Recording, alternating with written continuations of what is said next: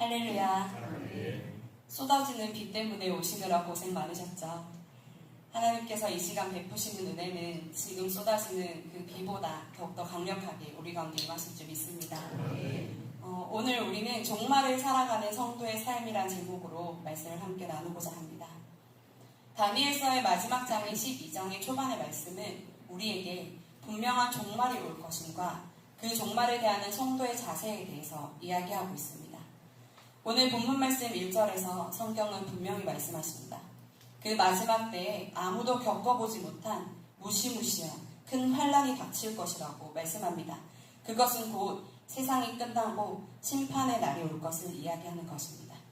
그러나 그때 하나님의 생명책에 그 이름이 기록된 자들은 모두 구원을 받을 것이라고도 약속하십니다. 이어지는 2절을 보십시오. 죽은 자들이 다시 살아나는 그날에 어떤 자는 영원한 생명의 안식이 이르고 어떤 자는 영원한 수치와 멸시의 부끄러움이 이를 것이라 하셨습니다. 이것은 무엇을 의미할까요? 마지막 그날에, 즉 종말에 믿는 자들에게는 영원한 천국이, 믿지 않는 자들에게는 영원한 심판이 있다는 말씀입니다. 성도 여러분, 우리는 세상이 돌아가는 모습을 보면 세상 말세다 말세 이렇게 말하곤 합니다. 뉴스를 틀기만 하면 보이는 온 세상의 만연한 범죄들을 보면서 이제는 정말로 주님이 오시겠구나 싶을 때가 한두 번이 아닙니다. 사람의 탈을 쓰고 어떻게 저런 짓을 하지? 하고 치를 떨만한 사건과 사고가 매일같이 우리를 두렵게 합니다. 또 세계 곳곳에서 터지는 전쟁을 보며 우리는 성경에서 이야기하는 그 마지막 때와 지금이 무엇이 다른가 하고 생각하게 됩니다.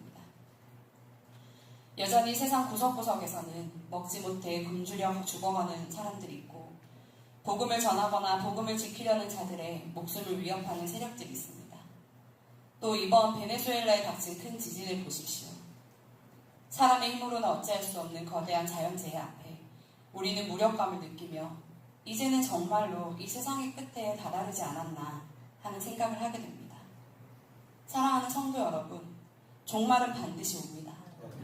예수님께서는 분명히 다시 오실 것이라고 우리에게 약속하셨습니다. 그리고 오늘 본문 말씀에서는 분명하게 말씀하십니다. 그때가 오면 하나님의 생명의 책에 쓰인 자들은 구원을 얻을 것이라고요. 그래서 영원한 안식을 얻게 될 것이라고요. 그날이 정확히 언제인지는 우리가 알 수 없습니다. 성경에서도 분명하게 아무도 모른다고 말씀하십니다. 마태복음 24장 36절에서는 그러나 그날과 그때는 아무도 모르나니 하늘의 천사들도 아들도 모르고 오직 아버지만 아시느니라 하고 말씀하십니다. 그 이후 말씀을 보면 노아의 때와 같이 예수님의 오심도 그러하다고 말씀하십니다. 홍수가 나서 다 멸하기까지 사람들은 심판의 때를 알지 못했고 먹고 마시고 장가들고 시집가고 있었다고 합니다. 예수님의 오심도 마치 그러하여 두 사람이 밭에 있으면 한 사람은 데려감을 당하고 한 사람은 버려둠을 당하듯 아주 갑작스럽게 아무도 알지 못한 때에 오신다고요. 그래서 어떻게 하라고 하실까요? 우리 다 함께 마태복음 24장 말씀을 함께 찾아보겠습니다. 마태복음 24장 42절에서 44절 말씀입니다. 마태복음 24장 42절에서 44절 말씀입니다.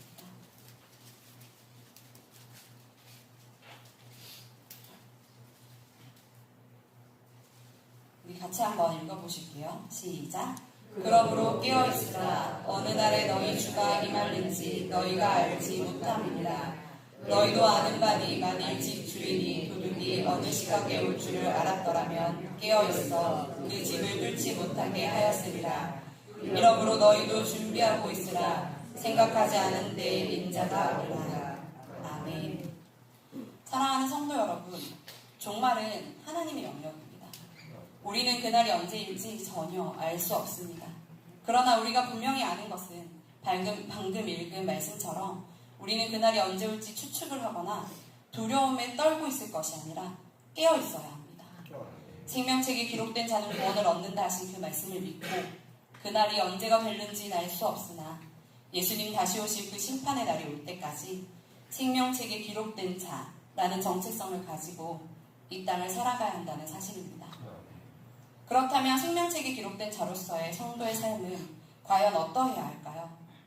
오늘 본문 3절에는 우리가 어떤 모습으로 이 종말의 시대를 살아가야 할지 적혀 있습니다. 함께 다니엘 12장 3절 말씀을 다시 한번 읽어보겠습니다. 앞으로 돌아가셔야죠. 다니엘 12장 3절 말씀입니다. 시작. 지혜의 날은 부천에 불과 같이 일어날 것이요 많은 사람을 누구로 돌아오게 한 자는 별과 같이 영원토록 빛나리라. 아멘. 오늘 이 말씀을 통해 우리가 두 가지의 모습을 함께 살펴보고자 합니다. 종말의 시대를 사는 성도 삶의 첫 번째 자세는 바로 지혜 있는 자로 살아가는 것입니다. 여기서 말하는 지혜는 세상의 지식이나 세상의 지혜가 아닙니다. 우리는 다니엘을 보면서 진정한 지혜가 있는 자의 모습을 알 수 있습니다. 다니엘은 바벨론이란 나라의 포로로 잡혀왔습니다. 어린 나이에 포로로 잡혀온 절망적인 상황 속에서 그는 왕이 키우는 인재로 뽑히게 되었습니다. 만약 세상이 말하는 지혜로운 자라면 다니엘은 왕이 공급하는 모든 것을 받아 누리며 어떻게든 왕의 눈에 들어 성공하기 위해서 노력해야 했을 것입니다. 그러나 세상의 눈으로 볼 때는 어리석고 무모하다고 여겨지는 것들을 선택합니다. 왕의 진미를 거절하고 우상에게 바치지 않은 순전한 음식만을 고집합니다. 하나님 앞에서 거룩하고 흠이 없는 모습으로 서길 원했습니다. 왜냐하면 다니엘은 하나님을 아는 지혜가 있었기 때문입니다. 하나님만이 자신의 삶의 주인이 되시고 하나님만이 자신의 공급자 되심을 알았기 때문입니다. 그래서 당장 눈앞에 보이는 살 방법이 아니라 사람의 눈으로 보기에는 망하는 길 같으나 하나님을 따르는 길을 선택하여 하나님만을 의지하고 하나님만을 신뢰했습니다. 그럴 때 하나님께서는 왕의 진미를 먹은 소년들보다 다니엘과 친구들이 더 건강하고 보기에 아름다우며 지혜롭게 만드셨습니다. 다니엘은 그 이후 신하들이 자신을 공격하기 위해 하나님께 기도하는 것을 막는 법을 만들었을 때에도 그는 하나님 앞에서 신실할 것을 선택하였습니다. 사자굴에 들어가 사자들의 밥이 되는 것보다 하나님을 더욱 두려워했습니다. 그때 하나님께서는 다니엘을 지키실 뿐 아니라 그를 공격했던 모든 이들에게 갚아주셨습니다. 이것이 종말을 살아가는 성도들의 지혜입니다. 세상이 흔들리고 종말의 징조들이 나타날 때 세상의 방식에 흔들리지 않고 오직 하나님의 주권을 신뢰하며 그분을 경외하는 것, 그것이 참된 지혜입니다. 종말이 다가올수록 세상은 끊임없이 악해져만 갑니다. 공중권세 잡은 자들, 즉 악한 마귀들은 쉴 새 없이 우리를 공격합니다. 하나님보다 더 두려운 것을 만들어냅니다. 갖가지 질병으로 공격하기도 하고 사람들을 통해 억울하게도 외롭게도 만듭니다. 혹은 하나님보다 더 사랑할 것들을 만들어냅니다. 달콤한 유혹으로 다가와 하나님께서 기뻐하시지 않는 것들을 하게 만들고 그로 인해 좌절하고 낙심하여 죄책감에 사로잡히게 만들어 결국은 하나님 앞으로 나아가는 것을 막아섭니다. 그것들을 우리의 힘으로 뿌리치고 외면하고 맞서 싸우기는 거의 불가능합니다. 그러니 우리는 기도해야 합니다. 성령님의 도우심을 구하며 하나님을 아는 지혜, 하나님을 신뢰하는 지혜가 있게 해달라고 기도하며 나아가야 합니다. 우리를 긍휼히 여기시고 지극히 사랑하시는 하나님께서는 분명히 그 지혜를 허락하시고 능히 모든 것들을 이겨낼 수 있게 하실 것이라 믿습니다. 종말이 가까워져 감에 따라 더욱 어두워지는 세상에서 하나님을 신뢰하고 하나님을 경외하며 살아가는 성도의 삶은 궁창의 빛과 같이 빛날 것이라고 오늘 말씀은 우리에게 말씀합니다. 요한일서 1장 5절의 말씀에서처럼 하나님은 빛이시고 그에게는 어두움이 조금도 없으시기 때문에 그 하나님 안에 거하는 지혜가 있는 성도들은 하나님의 빛이 비추어 밝게 빛나게 됩니다. 하나님을 아는 지혜가 더하여질수록 그 빛은 더욱 밝게 빛나게 될 것입니다. 그러니 사랑하는 여러분, 하나님의 주권을 인정하며 하나님을 경외하며 살아가는 단호한 믿음을 가지고 살아가는 지혜 있는 자가 되시길 축복합니다. 그래서 어두운 세상 속에서 하나님의 살아계심을 드러내는 하나님의 빛을 비추는 저와 여러분 되시길 축복합니다. 종말의 시대를 사는 성도들의 삶의 두 번째 자세는 많은 사람을 옳은 대로 돌아오게 하는 것입니다. 여기서 옳은 대란 무엇입니까? 하나님을 아는 자리, 하나님을 믿고 신뢰하는 자리, 그리고 구원의 자리로 돌아오는 것입니다. 그런데 이 일은 그저 말로 잘 설득하거나 가르친다고 되는 일이 아닙니다. 만약 그렇게 해서 사람들을 옳은 대로 돌아오게 할 수 있었다면 노아가 그 긴 시간 동안 방주를 지을 이유도 없었을 것이고 수많은 예수님의 제자들이 복음을 전하다가 죽임을 당하지도 않았을 것입니다.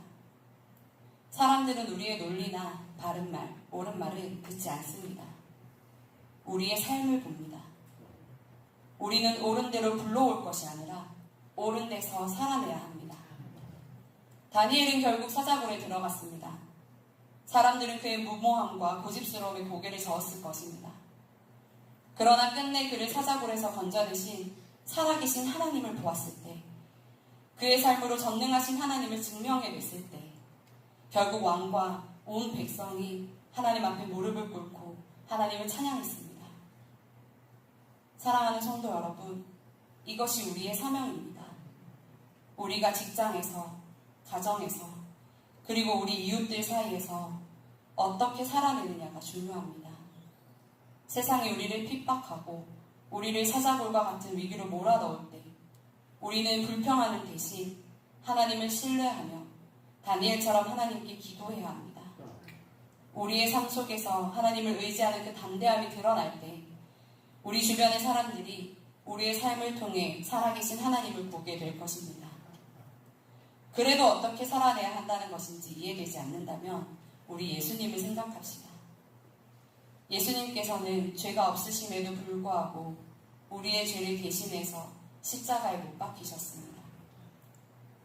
사람들이 자신을 조롱하고 죽이고 있는 그 순간에도 예수님께서는 하나님께 그들을 용서해 달라고 비셨습니다. 끝까지 그들을 그리고 우리를 사랑하셨습니다. 억울하고 미워할 수밖에 없는 상황에도 용서하고 더 나아가 사랑하는 것, 도저히 기뻐할 수 없는 상황에서 기뻐하고 감사하는 것, 그것은 하나님의 생명책에 기록된 자가 아니고서는 절대로 할 수 없는 것입니다.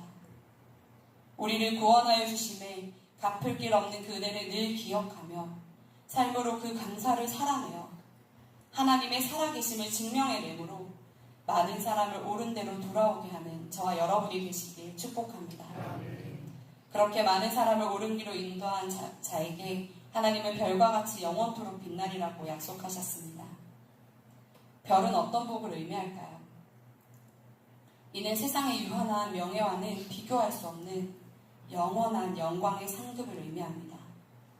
세상의 빛은 언젠가 희미해지지만 하나님의 뜻을 따라 영혼들을 구원하고 복음을 살아낸 자의 삶은 하나님 나라에서 영원히 지워지지 않는 별처럼 빛나는 상급을 받게 될 것입니다. 하나님은 우리가 누군가를 옳은 길로 이끌기 위해 흘린 그 눈물과 그 수고를 하나도 잊지 않으시고 영원한 나라에서 영원토록 빛나게 하실 것입니다. 이제 말씀을 마무리하고자 합니다. 사랑하는 성도 여러분, 우리는 분명 종말의 시대를 살고 있습니다.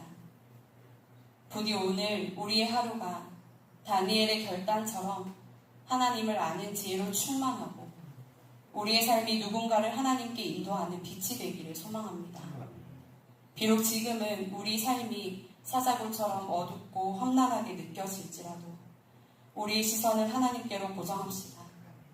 하나님을 경외하고 신뢰하는 지혜로 오늘을 살아내므로 많은 사람을 옳은 대로 돌아오게 하는 우리가 되어 하나님께서 약속하신 그 빛이 우리의 각자의 삶뿐 아니라 우리의 자녀와 가정과 직장, 사랑하는 교회를 빛나게 할 것을 믿고 나아가는 저와 여러분 되시길 소원합니다.